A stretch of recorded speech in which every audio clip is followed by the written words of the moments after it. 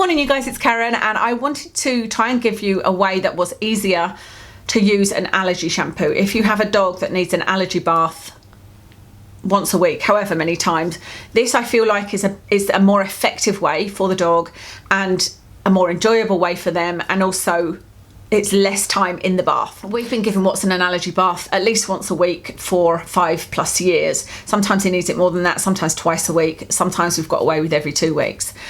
The video that I'm going to show you of how I did it, his pre-wash if you like, sorted his pores out immediately. He had really red pores. I did this, what you'll see in the video, then I rinsed him off in the bath and he's absolutely fine. His pores are no longer red, so it worked really, really well.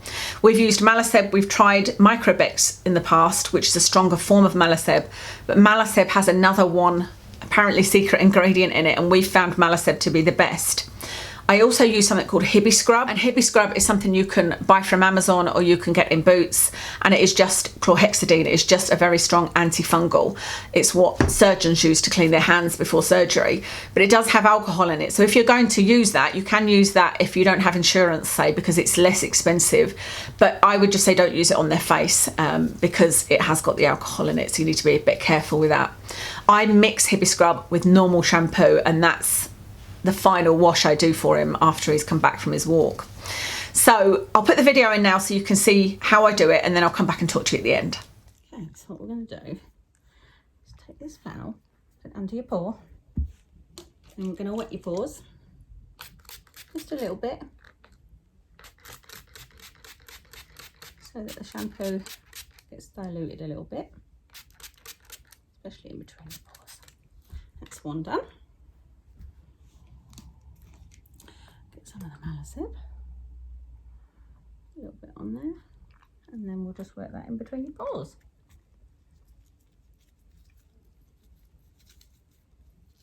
Like that, and these bits.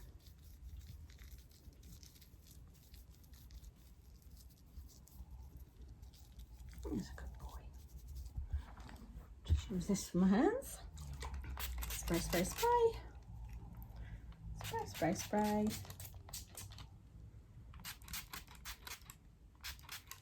That's a good boy.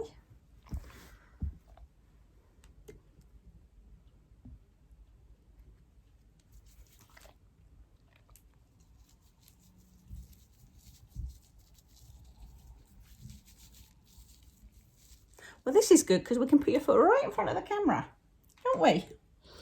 Okay, so we get our water spray. Try and spread his paws apart a bit. You can see how much fur he's got. And then I spray the front because in between here, right at the top, can get red. In fact, is red on him. That's a little lump in there.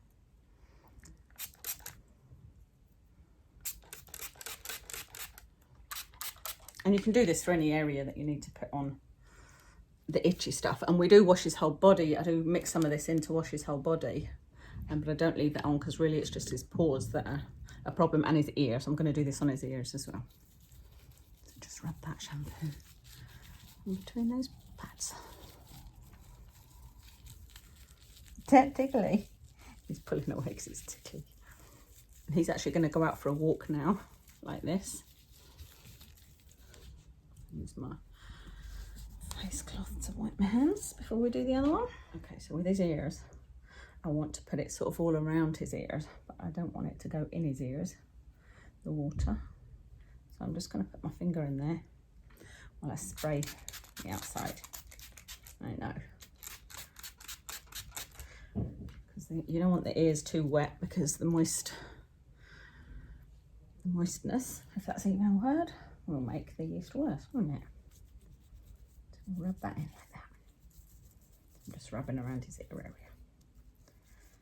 Kill any of those malassezia mites, huh? That's a good boy. Okay, you can do a little roly-poly for me? Ready, 1, 2, 3. Roly-poly, roly-poly. Good boy. Good boy. Same again. Good boy. That's a good boy.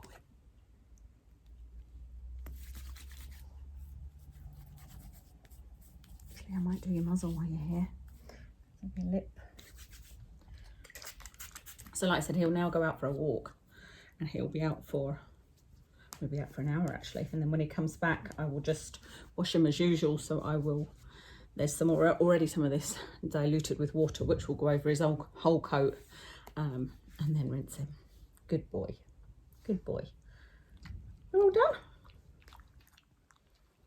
So you can see from that hopefully that it is a simple way of doing it. You just need a spray bottle, a face cloth or something just to wipe your hands on, your shampoo, and that's it. If you were going to do the whole body, which you could do, and I have done that before, then you need a bit more of a powerful spray. You know, just get a really big bottle that's got a more powerful spray, and maybe put a towel down because they are going to get a bit wetter.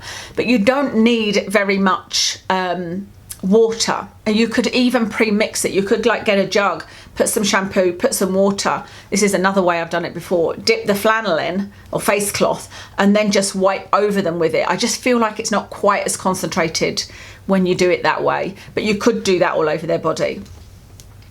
I always try to make sure I do this before Watson's going for a walk, because obviously I don't want him with wet soapy water to go and lie on the couch or lie in his bed or whatever. It wouldn't be ideal. It wouldn't be awful, wouldn't be the end of the world, but it's better that he goes out for a walk.